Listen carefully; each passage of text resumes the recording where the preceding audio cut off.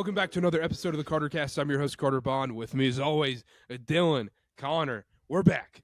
What a day it is. We're recording right now. It's Tuesday, January 2nd. It's 2:45 Eastern Time.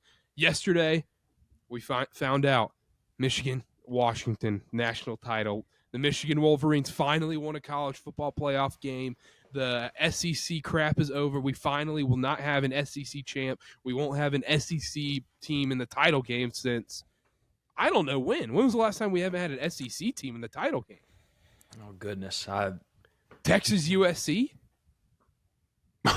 Vince Young? Mac Brown? Yeah. Yeah. That might be true. I don't know. We might have to get stats department on that. I don't remember. Who did Ohio State play? Was it Bama?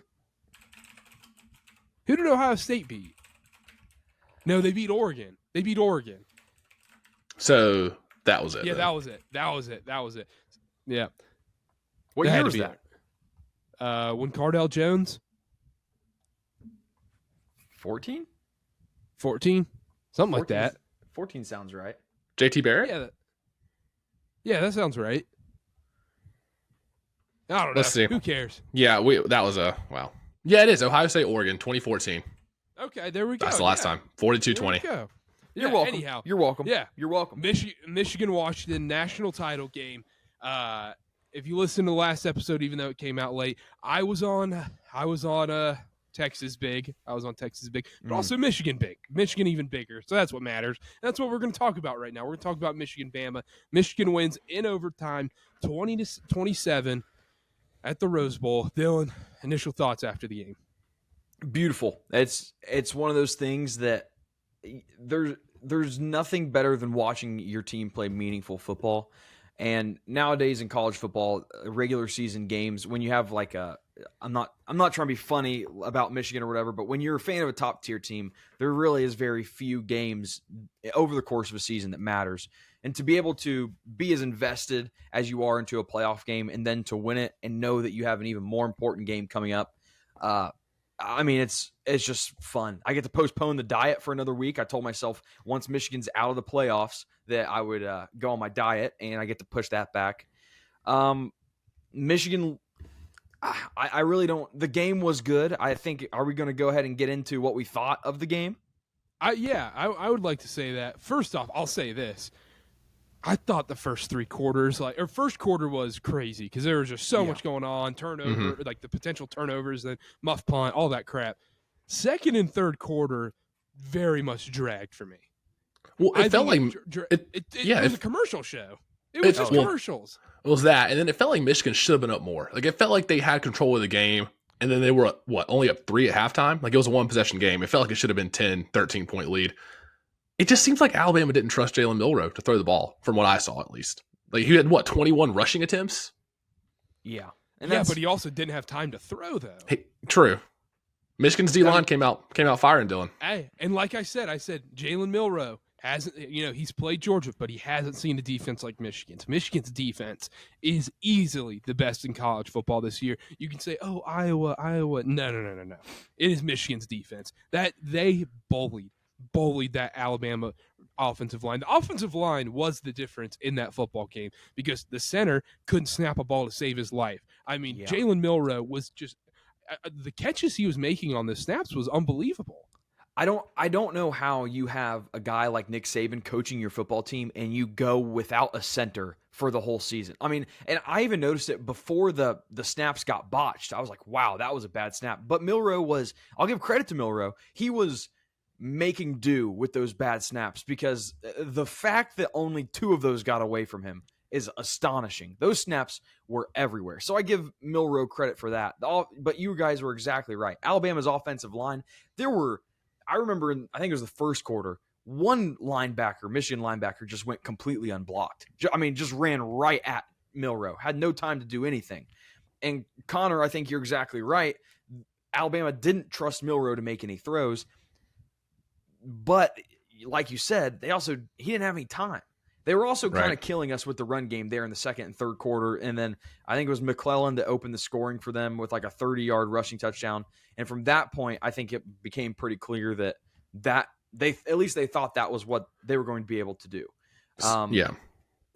the point of how I am content with our performance. You guys are exactly right. It felt like Michigan should have been up 2 possessions from the second quarter on. The fact that we still won that game after muffing 2 punts, missing an extra point, J.J. McCarthy nearly throwing an interception on the first play. Like, we talk a lot about luck in football. On this show we do.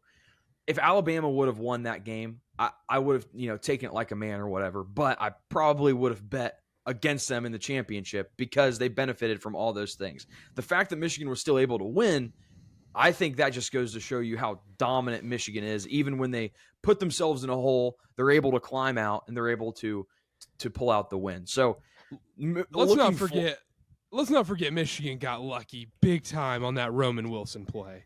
Because what a catch by Roman Wilson. Tip? That tip was the most a perfect spiral. That it didn't move even after the tip. I mean, it was a perfect spiral even after the tip. And Roman Wilson with an unbelievable catch. It's almost like it's crazy. It's crazy. Like, so many things had to go right. And the other thing is that snap at the end of the game. Everyone likes to talk about, Jalen. Like, there are all those Milrow memes on Twitter and stuff. And obviously that's what's going to happen after a game. That was not Milrow's fault at all. The ball was at his feet, and they called a quarterback designed to run. Like, what is he supposed to do? Now, I did see some stuff on Twitter that people were pointing out. The halfback, McClellan, I think it was, out of the backfield, was running that wheel route. They think it was like an RPO option. So if Milrow called it clean, he dishes it out in the flat. All he's got to do is get that corner. There's 2 receivers blocking 2 cornerbacks, and then he has to beat the linebacker around the edge. So I feel like there's no way it was one read, quarterback run, draw up the middle, and that was the play call. Like, it really does seem like that play in the flat was the number one option, but they fumbled the snap, so we couldn't do it. So I saw that too, and this is where I love it when coaches or anybody takes the blame and they don't pin it on somebody else. Saban said in a press conference afterwards that it was a designed run, but we also don't know if he's just saying that to cover, like, to be a cover good the coach, center, cover up for his guys. Like, so I saw what you saw, but I think the truth is we won't. Nobody except that team knows what that was supposed to be.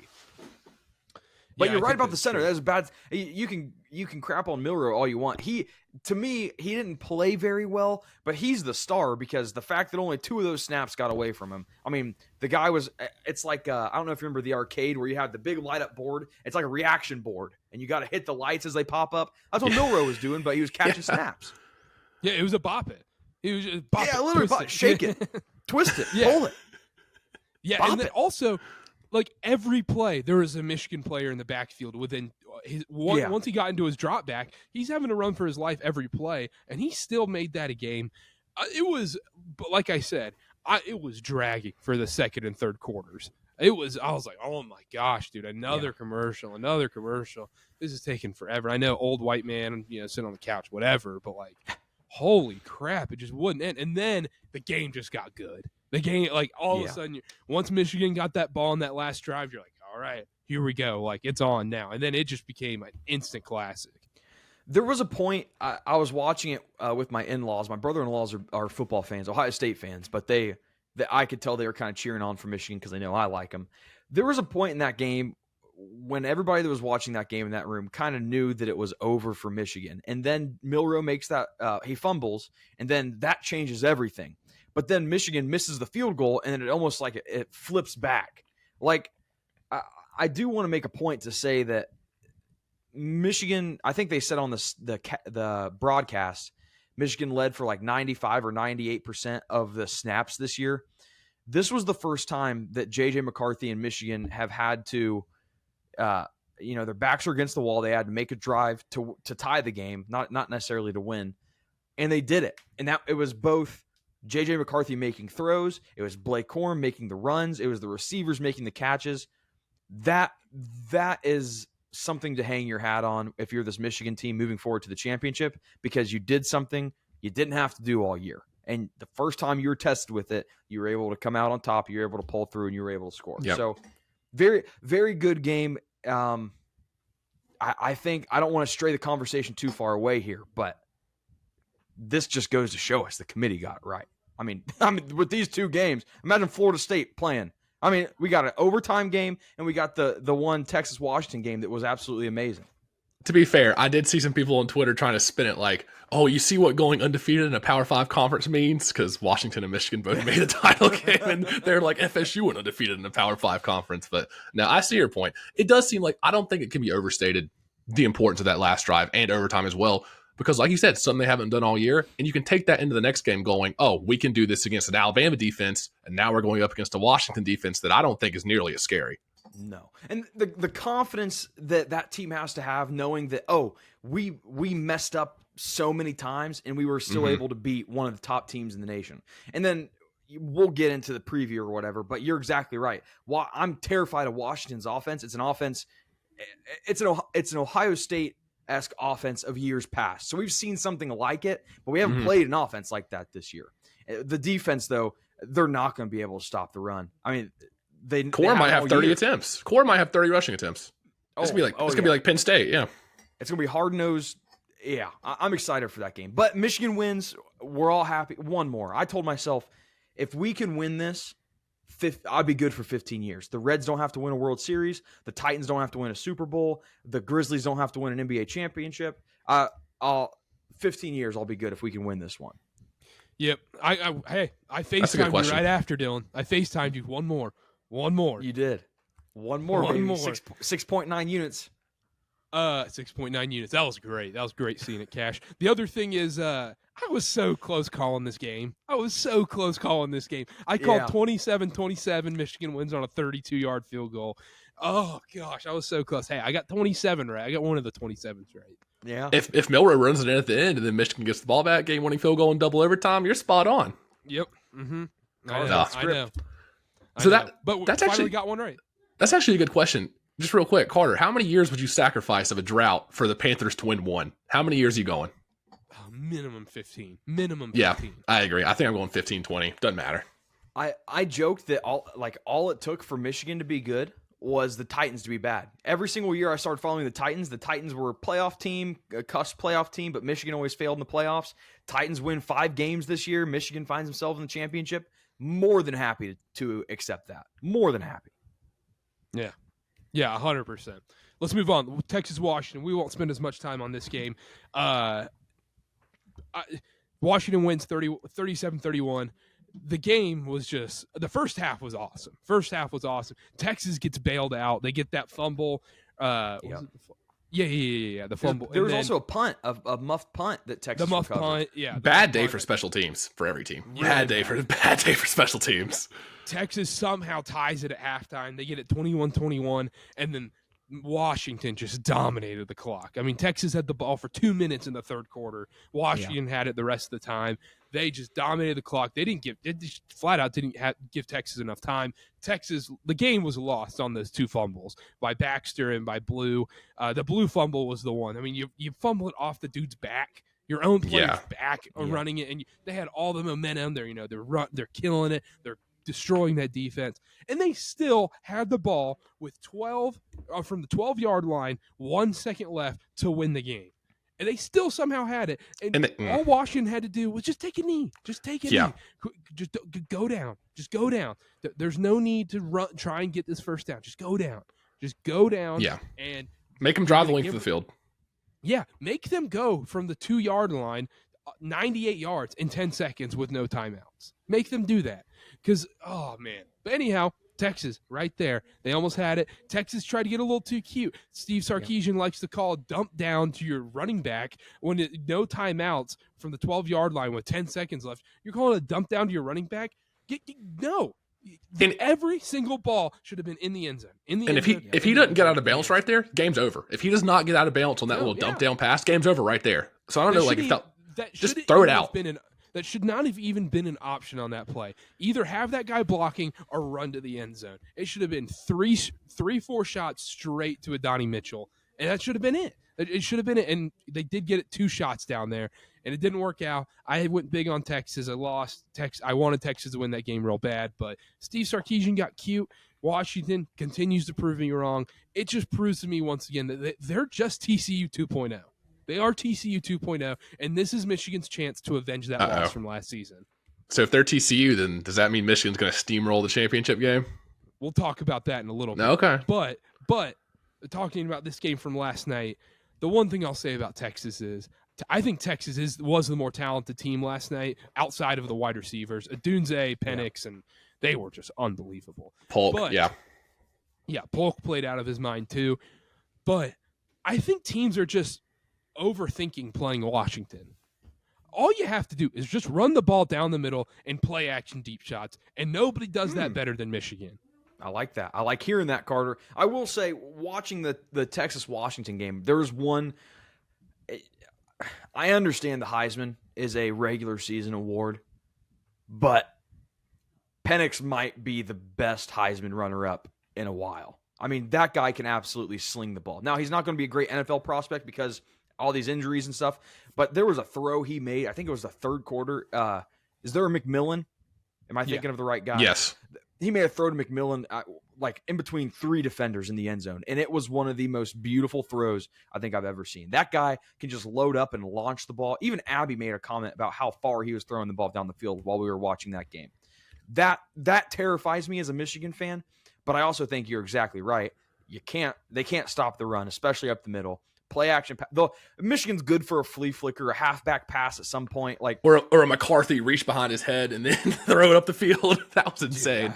Yeah. They always have something up their sleeve, so they're going to keep it fresh. But Penix, man, he even when he was in Indiana, he had one good year at Indiana. I never thought he would end up being this good. Yeah, a great quarterback. I have a good comparison. Get the TikTok clip ready, Karter. I think my comparison here is you talk about Penix being the best Heisman runner-up and showing everybody in the playoffs what he's done. You know what that sounds like? It sounds like Embiid getting the MVP last year in the NBA, getting bounced in the, always getting bounced in the first or second round. And then everybody's like, oh, hindsight's 2020. Jokic is clearly the best player. He won the title. He's the best player in the playoffs. Why do we give the MVP out so early? And everybody's getting this voter's remorse almost. I feel like that's how it is in college football this year, where it's like, sure, Jaden Daniels was awesome. LSU didn't make the playoff. They were bounced early like Embiid in the NBA, and now everybody's like, look how awesome Penix is on a national stage, proving he can take his team to the top. I think it's the same scenario, but as long as it's a regular season award, it's just so hard not to factor in what happens in the postseason, though. It's also a recency bias because Jaden Daniels isn't playing right now. We are only seeing Penix, so I definitely recognize that there's some of that, but man, you watch that guy play. I mean, he just throws a beautiful ball. And I mean, it's almost Will Levis-esque how nice of a ball he throws. So, you watch Jokic. You watch Jokic put up 30, 15, and 15 in the NBA Finals, and you're like, why the hell are we giving it to Embiid? But Embiid's not playing. He's not in the finals, so it's recency bias, like you said. I just think it's hard. Like you can't. It's hard not to factor it in, but just human nature is like, oh, I made a mistake. This should have been the Heisman. He's the best player. But let's also factor in Washington's last 3 games were terrible. They almost lost to Washington State, Oregon State, and I can't remember the one before that. I think they might – was it Utah? I think it might have been Utah. Yeah, they almost lost. They did almost lose to Utah. I don't know if it was one of the last ones. But he had a great game against Utah, so that should be different. But he had a very subpar game against Oregon State, and he had a subpar game against the average Washington State defense. That's what goes into it, and it's a regular season award. So when people are like, "Oh, Penix should have won it now," just saying that, it's like, no, not really. He did not play well at the end of the year, where he needed to show like, "Hey, if you want this award, it's you right here, like right now." And so. In college football, like every game is amplified to NBA. There's 82 regular season games. College football, every regular season game is like a tryout. It's a showcase. Every game is amplified under a microscope. NBA, it's much more like season long stats and this stretch of games. So I guess I get it more in college football. I will say I also don't like how Jaden Daniels just gets to run up his numbers against Grambling at the end of the season, and you're like, oh, he gets 6 touchdowns in a game against freaking Grambling. And then you look at the final year stats, and it's like, oh, look how many touchdowns he had. And it's like, well, asterisk, -6, really. He also gets to add all of that at the end of the season, which is such a boost. Yeah, I agree. But, I don't think there's really anything more on the Washington-Texas game. I think just Texas got too cute. And I like Texas going into next season, but, I think Sarkisian's slowly going to become that guy now where it's just like, he's going to choke. I had one question for Dylan before we move on. So, Michigan national title game. How much do you trust Harbaugh after that Alabama game? Because coming into it was like Harbaugh's been here, like you said, but he hasn't succeeded in a spot like this. Do you think he outcoached Nick Saban, number one? And how much do you trust him in this championship game? I don't know if he outcoached Nick Saban, because I think a lot of it was on just silly mistakes. Like, he has a quarterback who can't really – Saban has a quarterback who can't really throw the football unless it's a 50-yard pass downfield. And then the snapping issue. I don't know if I would say he outcoached Saban, but I will say I'm not worried about Harbaugh. And I'll be honest, I know I've only been doing this show with you guys for 2 years now. I never have been. I've never been on the Harbaugh, get rid of Harbaugh train, Harbaugh can't win the big game train, because part of it is you have to understand there's always going to be a loser. And sometimes it's just coincidence that one guy is the loser all the time. Now, if we were getting a 20 games lost or whatever, then that'd be a different scenario. But part of me kind of thinks, I know it's gambler's fallacy, but that he's due. Like, he's not a bad coach, and we've seen it in the NFL. We've seen it in college football. So, no, I'm not worried. And I think any Michigan fan that wants to say, or anybody that wants to say Harbaugh can't win the big game, you haven't been watching for the last 3 years. I understand he's lost the playoff games. That's fine. But, Ohio State is always going to be a big game. We win those. We take care of our business with Penn State. It's just a matter of time. Yeah, it feels like. And go ahead. I just want to say I hope he stays. If he wins the national championship, he's going to be high demand, Dylan. Yep, he wins the national championship. He's gone. See you later. Sayonara. And I don't blame him. That is 100% the right move to make. And it would be almost good for his Michigan legacy to go out on top as the national champion. So I'd be happy for him. But man, I would love to see him stay. What would you do if he became the Panthers head coach? Would you become a Panthers fan? No, I wouldn't be a Panther. I'd be happy for you guys. I would remain indifferent, but I would. I guess it depends what you mean by a fan. Like, I'm going to root for Jim Harbaugh to have success wherever he goes next. He's a likable guy. He's a goof. I think of Jim and I being a lot alike because we're both goofy. We're both weird. Like, he's God-fearing man. God-fearing man. Yeah. The first thing he said when he was asked about the game yesterday, hope everybody had a happy New Year. That was right after he tripped and almost fell, to be fair. But I'm just kidding. Bounce back. That's likable. That's a likable. Yeah, it is. If I'm running out of that tunnel, I'm tripping over somebody, right? If I'm getting a microphone, I'm saying something weird like that. Like, I would be happy for you guys if you guys got him, because I know you're getting a good, high-quality NFL caliber coach, and I will always root for Jim Harbaugh's success. New segment: Can Jim Harbaugh save Bryce Young's career? Coming up next on the Karter Cast. Oh, that's a tall. I think there's only one man that can save Bryce Young's career. That's big man upstairs. It's going to take some divine intervention. A couple inches on the growth spurt. Yeah, a last second growth spurt. Yeah, I'll tell you what, David Tepper ain't upstairs. I think he's down yonder with old Lucifer. Not my place to judge, but if I was a betting man, maybe he'll be forced to sell the team. This could be a good thing, guys. What if those like offshore sports books had odds? You're like, all right, they just had celebrities, and you're like, are they going to heaven or hell? It's just like so and so minus 300 to go to hell, and you're like, might be free money. Bookmakers got the big man on speed dial. Hey, God. Can we get a wellness check on David Tepper? Is he up there? How's Bob Huggins looking in the rankings this week? The God power ratings. Yeah. We'll have to character power ratings. Yeah, I guess it would just be a naughty nice list, huh? I guess so. Yeah. I guess you're right. Yeah, some variation of it. Yeah. Real quick, let's preview this Washington Michigan game. I think the spread's at 4.5. The total was 55 last time I checked, 55.5. Games in Houston, Texas. Texas choked not getting a home game in Texas. Oh, yeah. But Michigan, Washington. I'll start. So I'm not going to bet the game. I already have my Michigan future. We're just going to let that ride. No hedge, none of that. We're going to let it ride. If I were to bet this game, if I had nothing on this and I was like, you know what, like I need something on the game. I want something on the game. I would take Michigan by a gazillion. I think Michigan dominates this game. Michigan's a team that's not going to get too cute. Every team against Washington just keeps trying to be too cute against them, whether it's Oregon twice or whether it's Texas yesterday. Everyone tries to be too cute. Michigan is the least cute team, and that Washington is going against the most disciplined team in the country. They're going to run it down their throats. They're going to run for 1,000 yards. They're going to this is going to be Penix's first game going against a defense where he is not going to have as much time as normal. I mean, Michigan's going to blitz. It's going to be scary. The biggest thing is for Michigan is you can't go down 2 scores early. Down 2 scores early, then you're playing from behind. You're having J.J. McCarthy have to play hero ball a little bit. Michigan gets that first score. I think it's a wrap in this game. I think something worth noting here. I'm with you. I think Michigan could handle this game. I will probably wait to see if Washington scores first and then take Michigan. The officiating of the Rose Bowl was very laissez-faire. It was very Adam Smith, hands off. Let the Adam Smith let the economy do its thing type deal. The invisible hand will do everything.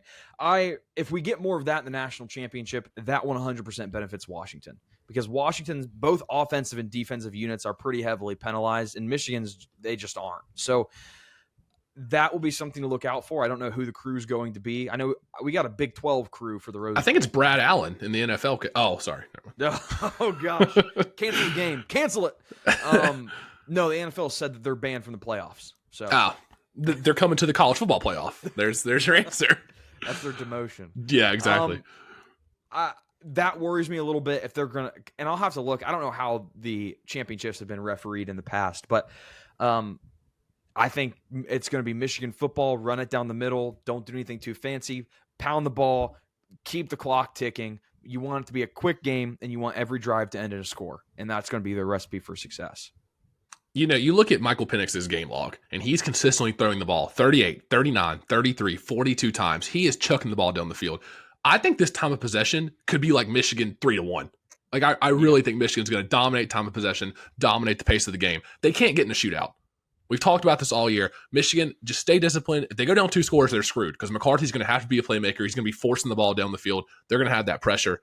If they can jump out early and control time of possession, dictate pace, this defense is disciplined enough to keep Michael Penix in check. There's going to be big plays. There's going to be shots down the field, but I don't think it's sustainable. Not against a defense like this. And Karter, I think you're spot on as far as like teams getting too cute. Michigan's the perfect team not to do that.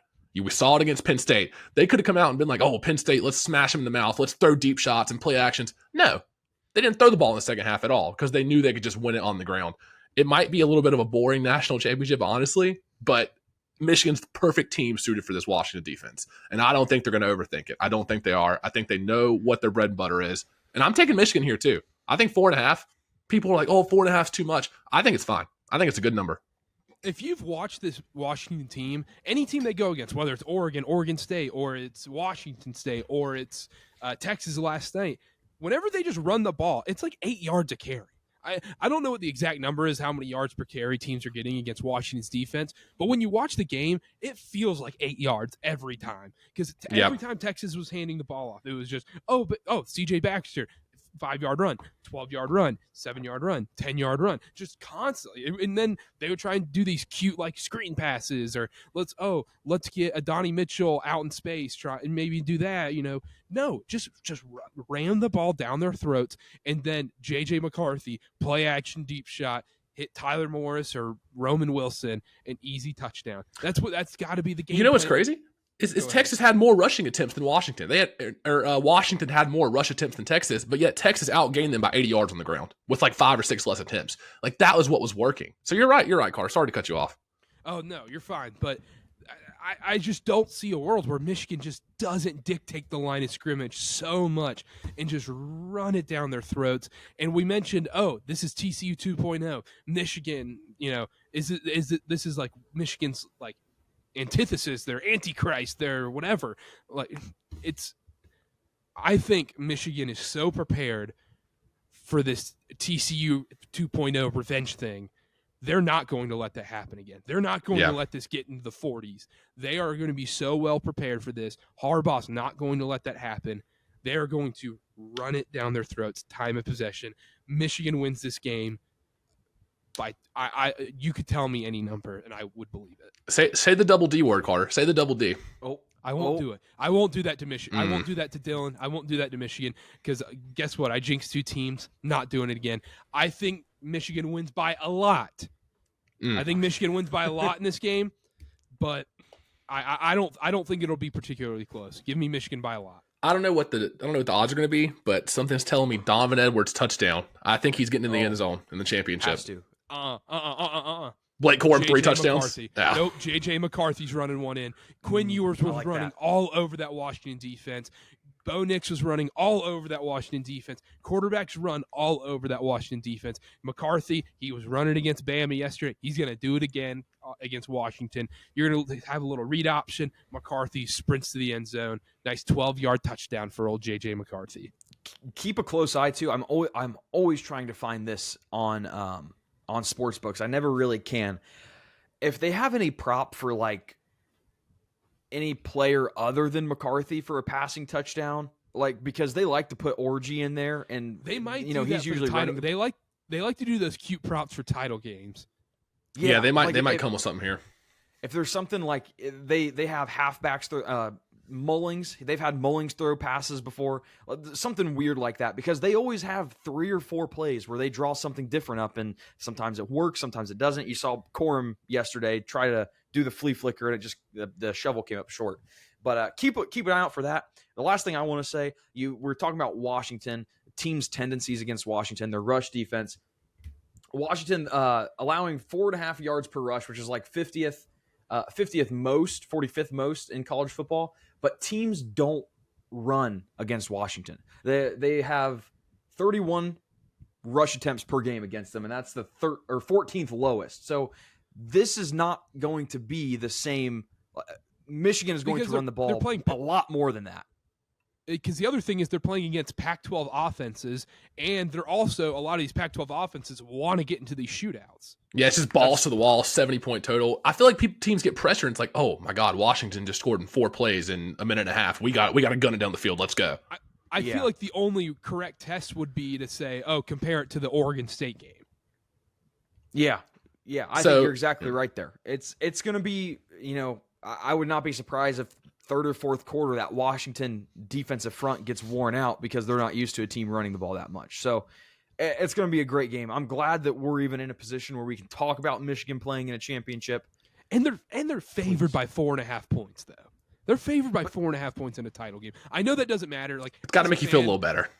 As a fan, I don't know. As a fan, you always want to be the underdog.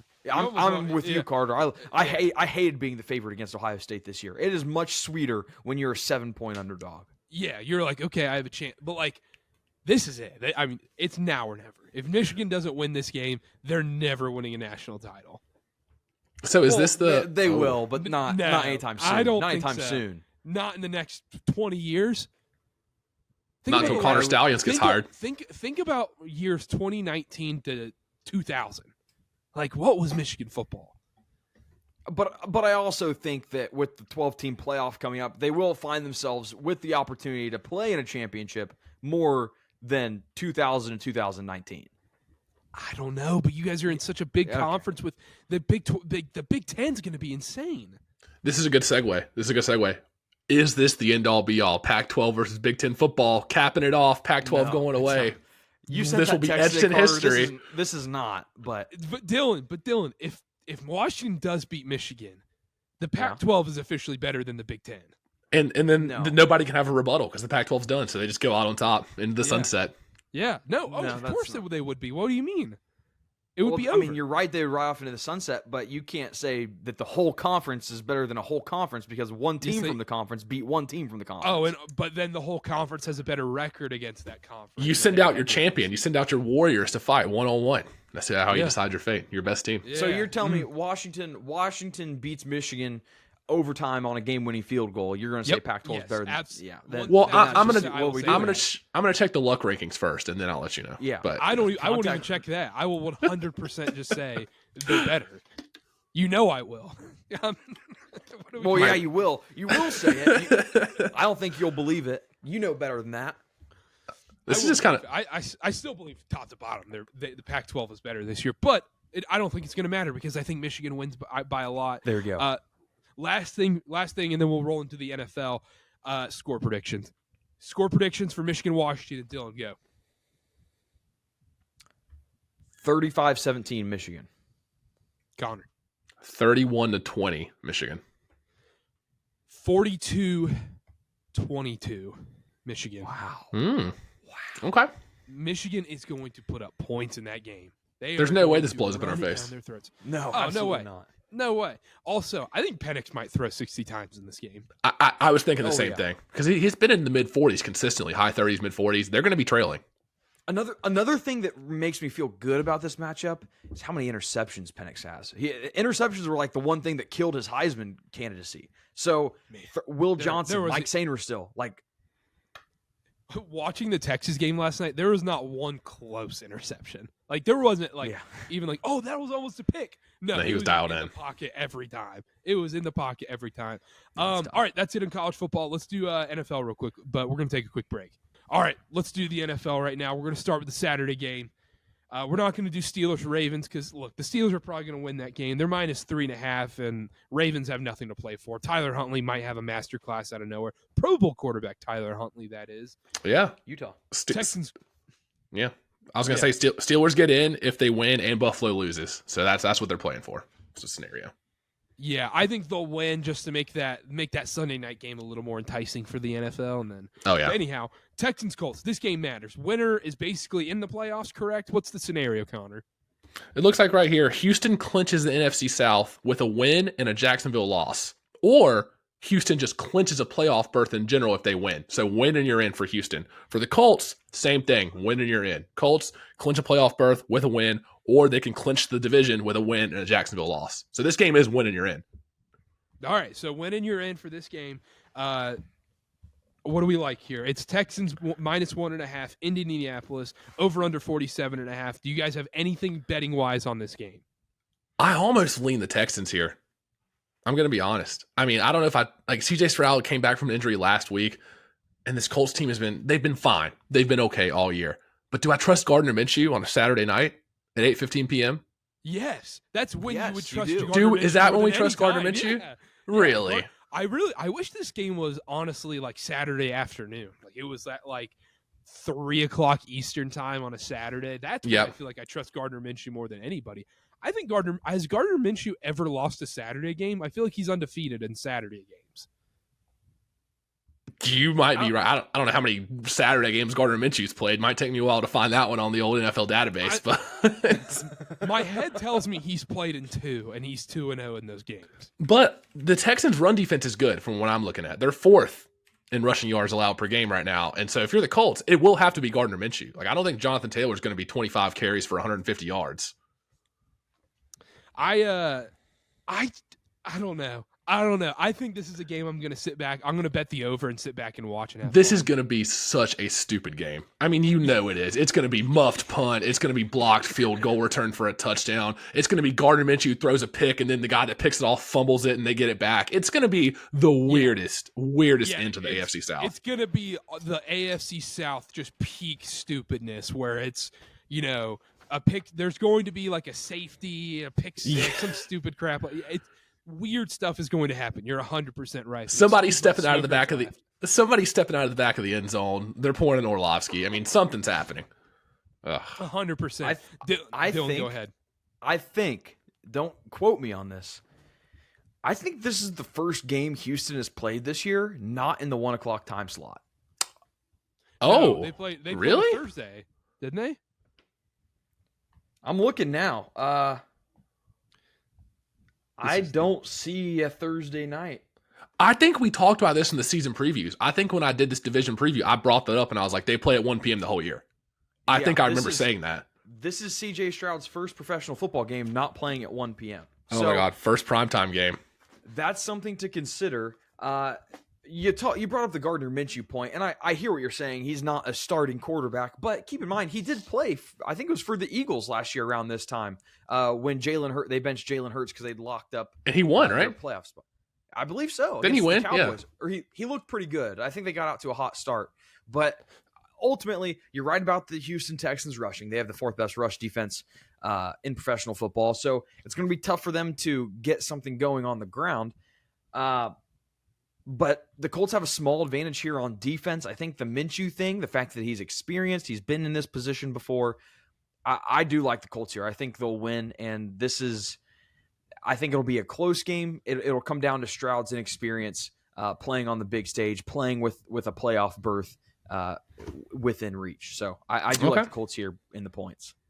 I kind of like the Colts here too. Getting them at home with the points, getting them as a dog. I lean Colts, but I'm gonna say over for now. Just take the over. But guys, it's a divisional game, and the road team's favored. Come on, home dog. What was that telling you? Home dog. So you like the home dogs? You like the home dogs? Okay, all right. Divisional home dogs is like they hit it like 90%. That's the cardinal rule. Lifetime. That's the cardinal rule. Yeah, that did hit it with the Steelers. Okay, all right. Yeah, I like it. I'll probably just ride the over with you, Karter. You're right. It's going to be a dumb game. It's going to be. There's going to be 2 defensive touchdowns. Josh Downs receptions. Give me Josh Downs props. Josh Downs anytime touchdown. That's what it's going to happen. I'm going to sit there and be like, yeah, plus 280's great odds on Josh Downs, and he's definitely going to get stopped at the 1, and Jonathan Taylor scores. Meanwhile, Alec Pierce is getting 10 targets, and we're sitting there and pissed. Yeah. Yep, exactly, 100%. Let's move on. Let's talk about the NFC South. Falcons Saints. Saints -3. Tell me the scenario right now, Connor, for this game. So NFC scenarios. Here we go. New Orleans Saints. They clinch the division with a win and a Bucs loss. That is what's going on there. Atlanta. I'm looking for Atlanta on here. I think they're just. Atlanta. Okay, same thing. Atlanta win plus a Bucs loss. So no matter what with this game, the Bucs have to lose for this game to really matter. That's what the scenario is. And who do the Bucs play? Do you ask? Well, it's almost like they played the most promising rookie in the draft class, the most potential. I mean, just clutch genes, no mistakes. They have the Pope for an owner. They have a very, very vigorous owner, very passionate owner. That's what I would say. Very friendly, very doesn't pour drinks on fans owner. I mean, if the Panthers spoil Baker Mayfield and the Bucs playoff hopes, I mean, that's just going to be hilarious. That's going to be the most NFC South thing to ever happen. Yeah, this game is at the fortress of Bank of America Stadium too. Well, you know what? Tampa can still clinch if they tie and Seattle loses and Green Bay loses. So there you go. There might be a tie. That's my dream scenario. No, I think the Bucs are like -5.5, whatever it is. Hammer the Bucs. They're not losing this game. I agree. Take Rachaad White anytime touchdown. The money's just right there. They're saying, hey, come take our money. Rachaad White's scoring a touchdown. Parlay Mike Evans 10 receptions with 150 yards because he burns the secondary every year. It is terrible. But for Falcons Saints in that game, are they playing Heineke again? Are they going back to Ritter? I haven't seen anything. I would assume it's Heineke. But Ritter came into the Bears game. I think they stick with Heineke. I think that. Yeah, I haven't seen like a change. If it's Heineke, I like the Falcons. Yeah, they're plus 3.5 on some books right now. I think that's too many points. But if it's Ritter, I don't want to get near this game. And I guess, you know what? Let's be smart here, Dylan. Dylan, this is responsible. I'm not taking a single thing in this game. How about that? Look at you. There you go. Yeah. That's a lot of these games. That's kind of like, I guess we're only focusing on the ones where there's playoff implications, but there's so many games on this board. I'm like, I don't know who's starting. I don't know who's playing. Do they care? I'm not even. It's like the NBA every night. It's like betting the NBA. It's like, who's load managing it? To solve that. They've gotten better about it, but it's still pretty dicey. I talked to Connor about this. The NBA product right now is an absolute joke. It's so gross. And it is every January, February, but like this year, December was even bad too. Just imagine NFL Week 18 with no playoff implications for 80 games a year in the NBA. That's what it seems like. It's like, okay, like he could play. Oh, he had a good game, but he didn't have to play. He can sit out. This Falcons Saints game, you know what's going to happen. It's going to be a good game, and they're going to be going back and forth, hyped up, and, oh, my God, we're going to get in the playoffs. And then they're going to go on the sidelines, check the score. Bucs are going to be up 31-10, and it's not going to matter. Yeah, so. Whoever wins this game is going to win by 2 points. Tampa Bay can tie. Yeah, Tampa Bay can tie and get in if New Orleans loses their ties. So there could be some tie scenarios here. This is a division for the tie. This is the tie division. The most pointless game of the weekend is going to end in a tie. So it's going to be like Vikings-Lions will end in a tie. I don't know. This game's going to be gross. Jets-Patriots. Both of them are going for draft picks. It's going to be the Tankathon. 0-0, yeah. Frank Beamer. Anybody have a pick in this Falcons Saints game or no? Absolutely I love not. the Saints. I love the Saints. Whoa, really? Love the Saints here. I think this Talk is me just. into it. I'd be fine getting talked into this. Well, you might not because it's going to be all about the Saints defense. That's really what it comes down to. That's the fine. Saints really can't. They won't be able to run the ball. Kamara might not even be playing. But that is the difference maker here is the Saints' ability to stop the pass. No matter who's playing at quarterback, the Saints have one of the best pass defenses in football. I think that is what this comes down to. Even when you want to consider quarterback experience, Derek Carr hasn't had an amazing year, but it's not as bad as people are making it out to be, right? So, he's been in the league a while. I'm going to trust the veteran quarterback in a must-win spot. I like the Saints to get it done here and cover the 3.5. All right. So there actually is a very small chance the Saints do get in, even if the Bucs win. They would need a Seattle and Green Bay loss, so they would need things to go their way. But the Falcons, you have to win, and the Bucs have to lose. I want to say real quick, everybody, throughout the season, AFC South, bleh, NFC South, bleh. We're giving you guys the couple best games of the year right this week. Games that matter. The games that matter, baby. And Yeah, I also, you're not- you know what? Go ahead. Go ahead, Carter. No, go ahead. I want to revisit something because I Oh, thought no. about this. I thought about this the other day. Brian's AFC South rant. Oh, I forgot about that. But we talked about week 4, right? Week 4, we were talking about the Vikings trading Kirk Cousins because their playoff hopes were toast, right? We were talking about all these teams moving the players because their season's over. Yeah, when Jefferson went down. Last week, there were 24 teams that were still eligible for a playoff spot with 2 games left in the season. Can we make a promise now? Next year, we're not going to start talking about teams tanking in week 4 because anything can happen. I agree, because when Joe Burrow went down, I would have bet a large sum of money the Bengals would not even be in contention. And until they lost to the Chiefs, there was a chance. But what about the Patriots? We still had the You'll have yeah. you're going to have a couple teams here and there that they don't end up coming back. I think that's a good point because especially now with the 7-team playoff, you're Yeah. almost always in the hunt. And that's I think I sent a tweet about it. Like that is the great we trash on the NFL. We trash on the bad matchups on primetime, but that is why it is one of the best products is because nothing is decided until the last 2 weeks. It seems like every year at least 2/3 of the teams are still in playoff contention. Yeah, I think that's a fair point because people are ragging on this year and being like, oh, this is a bad matchup or this is a terrible primetime game. But in reality, we do get games that mean something in the last couple weeks. So if you look at it from take a step back, and it is a good product. But it's going to dilute the regular season. Well, I'm thinking we should get a committee to decide the NFL playoffs, and that would probably just be better. Yeah, Screw let's get week 18. Yeah. Hey, let's call Jeff Benson Georgia versus the You plop down in Circa Sportsbook, and you tell me the Vikings should have a playoff spot. You guys are haters. You guys are sipping that haterade.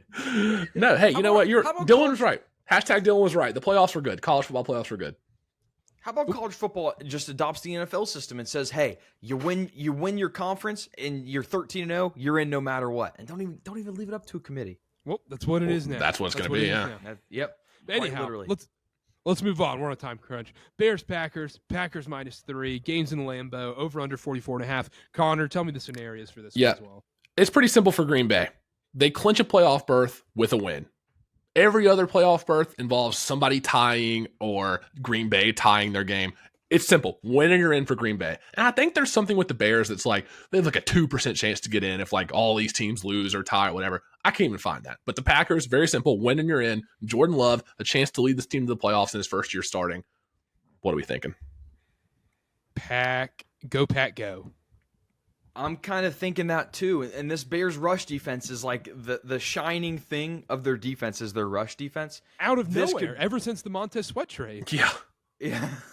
This could be a big Jordan Love game for Jordan Love truthers. If he can put this team on their back and win this game with his arm, I mean, this could be the start of something beautiful for Jordan Love if it hasn't started already. I'm not officially taking anything, but I like the Packers here. I like the Packers here too. Did you see at the end of the Vikings game, they tried to bait him into the question like Aaron Rodgers used to say he owned the Bears. What do you say about that? And he was like, we'll just go win. Yeah. Yeah, we're gonna go play hard. Like They threw the little fishing line out there. yeah, he didn't fall for the bait. I was hoping he would fall for it. I was hoping he'd be like, F the Bears, they suck. Yeah, the producers were in the reporters here, like, ask him this, like he's gonna be fired up, like get him talking, and he just didn't take it. I kind of like the Packers here too. The only thing that scares me is like Justin Fields' last game as a Bear, maybe. Like, is this like a tryout, like for the future? Like, hey. I think they're going to keep Justin Fields. I think they trade down. But I have a sick suspicion Justin Fields will be the starting quarterback for the Bears next year. But you know what scares me is that, like, isn't everyone going to be on Packers -3? You're probably right. Like, if we're going to get that John Ewing tweet Sunday morning, and you're going to be sitting there on your couch, you just got back from church or something, you're sitting there scrolling, you're like, oh my gosh, 96% of bets are on Packers -3. Packers money lines in every single parlay. Yeah, like yeah, exactly. So I don't know. I like the Packers, but Dylan's right. I'm not going to take it. Just I like the Packers there. Last game, Bills Dolphins. Bills -3 in Miami, over under 49.5. What's the scenario here, Connor? So for the Bills, Buffalo will clinch the AFC East division with a win. You win, you get the division. They can also clinch a playoff berth if Pittsburgh or Jacksonville loses. So there's like a 94% chance they get in no matter what, but they can seal their fate, control your own destiny with a win. As far as the Dolphins go, clinch the AFC East with a win or tie. That's it. They're in the playoffs already, but you clinch the division with a win or a tie. But there is a small chance Buffalo could miss the playoffs entirely, which is crazy, but it's winning you're in for Buffalo. I still don't think it's crazy because they were plus 200 at one point to make the playoffs. 400. Oh yeah, you're right. Yeah, it was 400. Whoa! Division. I think I got them. I can't remember. We'll ignore it, but I think I got them at like. I don't know. I think I saw around 200. Maybe I missed a week or two because I just thought they were done. But I mean, some people are saying Sean McDermott undefeated since the Al Qaeda stuff. I think the only way the Bills miss the playoffs is if Steelers win, Jags win, and Colts Texans is not a tie. They'll get, and then they would be out. But probably win and you get the division, and they're probably in anyways. But it'll still be a good game. Winner take all division. NFL loves those kind of things. Yeah, this is going to be an awesome game. And with the spread, I kind of like the Dolphins. I said it before we were recording. I kind of like the Dolphins in this game. Dylan? I'm with you. I'm with you. I like the Dolphins. I think it's very clear. You don't even really have to look at the stats. Miami has an advantage on offense. Buffalo has an advantage on defense. Miami is a little banged up. They lost Bradley Chubb towards ACL. Jalen Waddle, I don't think, is playing. And Tua injured his throwing shoulder. He should be good to go, but you don't know if he's going to be 100% or not. What ultimately makes me take Miami in this game, and I do think this is going to be a close game either way. The last two games, Buffalo's been a double-digit favorite. They won by 6 and they won by 2. And in both of those games against the Chargers, they committed a lot of turnovers. That kind of hurt them. But this last game against the Patriots outgained them. The Patriots were the ones committing the turnovers, and they barely squeaked out a win against this Patriots team. So there is some concern there, and that ultimately is why I'm going to take Miami here +3. Even though it might mean more to the Bills, winning that division is still very important for Miami, obviously. So, yeah, I'm going Miami. Big blow for Miami with Bradley Chubb with the ACL tear. Yeah. Why is he on the field? I mean, I know there's always going to be like that. Oh, why was Derrick Rose on the court with 2 minutes left? They were up 20 in the playoffs and tore his ACL. Or why was this guy on the 3 minutes left? You're down by 30. I feel like that's a pretty decent time to take the starters out. Yeah, that's true. I mean, hindsight's 2020, and get reps, whatever. That sucks for them. Can we get one Stephon Diggs game? Can we just get one? I mean, I think it's been 10 weeks since he's had more than 2 or 3 catches. Like, it feels like he's just non-existent anymore. It's like him, Kelsey's disappeared. Like, what's going on? Yeah, it's Shakir season, apparently. It's just going to Shakir. Yeah, Gabe Davis has been held without a target for a couple of games in the last few games. Like, I don't know. I feel like every single pass just goes to Shakir. Every single time I watch a Bills game, you're just like, how does Shakir just get all these passes? Or a dump off to James Cook. I wanted to bring this up, Dylan. Every time the Dolphins have come off a loss, they've won their game. Yes, the opponent matters because let's say the first time they lost was against the Bills. They lost 48-20. They came back, beat the Giants by 15. So, I mean, yes, the Giants, especially at that time, not great. But they lose to the Eagles 31-17. They come back, beat the Patriots by 14. And then they lose to the Chiefs in Germany. They come back, they beat the Raiders by 7. They lose to the Titans on that crazy Monday night game. They come back and beat the Jets 30-0. They lose to the Ravens this week. They play the Bills on Sunday. What's going to happen? I think the Dolphins actually win this game. I think they do. I think the Bills have been flirting with they've been playing a little suspect recently. They've been flirting with all right, we're barely winning these games against teams like the Patriots. Yeah, I agree with you there. And I think ultimately that's why Miami at least keeps it close. The Bills haven't won. They've won, but they haven't won in convincing fashion. And conversely, you can say, well, they should have beat the Eagles. I mean, you could really go back and forth all day. But what it comes down to is I don't think that either team is going to blow the other one out of the water. Yep, I agree. I think it's going to be a tight game. Honestly, might be due for one of those little parlays where it's like Dolphins +7, Bills +7, and you parlay them together and you get some pretty good odds. You're basically betting on it to be a one-score game. I haven't done one of those plays in a while, but they usually give you pretty good odds on that. Yeah. So who knows? I don't hate that. Anything else on this game, Connor? No, I mean, I think it's going to be a good game like you guys said, and it's just hard for me to, I faded the Dolphins, against the Ravens. I was all over the Ravens, but you're right. Coming off a loss, big game for the division. Everybody's going to be talking about the Bills. It's like, oh, they started off so slow, and now Josh Allen's back, and he's making plays, even though they've barely squeaked by the last 2 weeks. I lean Dolphins here, but this is a game I'm just going to stay away. I might take some player props, some anytime touchdowns, but I can't bet a spread here. All right. I do want to say real quick, if you want a complete long shot, and you think the Bills are going to win this game, take Josh Allen to win the MVP, goes for 400 yards, 5 total touchdowns, and takes their team from being 5-6 to winning the division. I think that's going to be a narrative that a lot of people are going to want to run with. So I know Lamar's a very heavy favorite right now. It's going to take a lot from Josh Allen. What's the Josh Allen odds? I know Lamar's like minus 20,000 or something, or minus something crazy. He might be off the board on some places. Let me look real quick. I was looking at it earlier today. MVP winner. Can't get the Jeopardy music going. It's trying. My computer's been oh, here we go. Lamar is minus 10,000. Josh Allen 35-1. It would take probably 500 yards and 5 or 6 total touchdowns to even talk about. It would have to be a big game. Yeah. But give him a little bit to run with the narrative. When do they do the awards? Like the Pro Bowl week? Super Bowl. It's during the Super Bowl. There we go. So you got time to run with that narrative. And just something, if you think the Bills are going to win, Josh Allen will have a good game. Might be worth checking out. All right. I don't hate that. At all. All right, let's cook a parlay and then let's get out of here. Let's cook. Do you have a pick?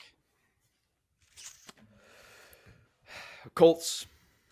All right. Colts money line. Yeah. All right. Okay. Colts money line. Connor. Yep. We're going Eagles Giants over 41. Wow. I do not trust this Philadelphia defense. They played 2 weeks ago. It was 33-25. So. I'll go Cowboys Commanders over 45.5. Oh wow! So we're doing 2 overs from that division. Okay. Yeah. Okay. I think Dak might just put up 40 himself. I think that's fair. This could be Cowboys blowout game. Yeah. Cooper Rush anytime touchdown. Is that 250-1? Or Trey Lance QB tush push. What are we talking about here? Go. Now we're cooking. Anything else before we go? Real quick, last thing. I want to do this on the podcast. You guys know I have that Joe Flacco comeback player of the year, 250-1 ticket. So $10 to win 2,500. How much do I hedge on Hamlin? He's minus 140 now, so he's dropped a little bit. I'm thinking I think Dylan asked you one day and you were like 750 to win 500 or something. I think that's the play. But is there a world where Flacco actually wins it? I think you put $1,000 on Hamlin. Really? Yeah. It's for me. It depends on how if you need the money now or how much risk you're willing to take. That would just suck if Flacco wins and then I cut my winnings in half. But you're right. I feel like it's hard. It's gonna be hard for them not to give it to Hamlin. But if you put $1,400 on Hamlin and to win you're guaranteed $1,000 off a $10 bet. That is true. I think you're right. I think that's probably the play. We'll clip this and we'll ask people in the comments what would you do with the ticket. Yeah, here's a little intro. What would you do if you had a Joe Flacco 250 to 1 ticket, $10 to win 2,500? How much do you hedge? I'm just going to go ahead and let you know. You're going to want to post the ticket with the TikTok because the last thing you want to hear is ticket. Oh, I don't believe it. Where's the ticket? DraftKings already retweeted the ticket. So they did retweet my ticket tweet. Yeah, so it's valid. They already retweet the ticket. So there's no shady things of them like taking it down. Be like, what ticket? What are you talking about? I'll post this very soon after. But okay. Anyhow, I say you put 1,400 on. I say you put 1,400 on Hamlin, and then guaranteed 1,000 either way. Yeah, because there's no world in which like Baker or Stafford wins it, right? There's no world in which that happens. No. Okay. No. Because the other thing is, you'd be freaking pumped if you win $1,100 off. Like, no matter what, you win a freaking $1,000. You're right. Okay, awesome. You're right. All right, I hear you. Okay. Yeah. What are you gonna do? I'll probably end up doing that. I'll probably end up driving to Virginia and putting the grand on it, and then I just sit back and watch. Imagine putting over $1,000 on a comeback player of the year. Like, and just the thought of that. Obviously, it's a hedge, and you're gonna win. But then Baker rides into town and throws 7 touchdowns, and the Bucs make the playoffs, and all of a sudden the odds go to Baker Mayfield minus 200. I don't know what I would do. I'd have to sue somebody. One thing you have to be concerned about though is, like, I think you have to do this before Sunday, because what if DeMar Hamlin gets a pick in this Dolphins game on primetime? Or, like, makes a big special teams play and, like, causes a forced fumble on a punt return? Yeah, well, I think they'll probably take the odds down when the games start on Sunday, because Flacco plays. Yeah, no, that's what I'm saying. You have to do this before Sunday. Yeah, you're right. Okay, I'm gonna go sit in the dark room in a corner and get in the meditate. Sauna, meditate. Yeah. Namaste. Yeah, sing Kumbaya. Yeah. All right. I just wanted to bring it up. All right, thank you for the advice. All right. That's it from us. Follow at Wilkerson A. Dillon, at Karter, Connor_Sparrow, at Karter BA, at KarterCast on all social media. We'll be back next week. Hey, go blue. Go blue. Go blue. Come on. Michigan men. The Michigan men. My future. I'm so excited. I'm so excited to cash that future. Let's go, baby. Let's go, Michigan. We'll be back next week. We'll recap the national title game, and then we'll do some more NFL, talk about the playoffs and everything else. We'll be back next week. Subscribe, wherever you're listening, YouTube, Spotify, wherever. We'll see y'all next time. Bye-bye.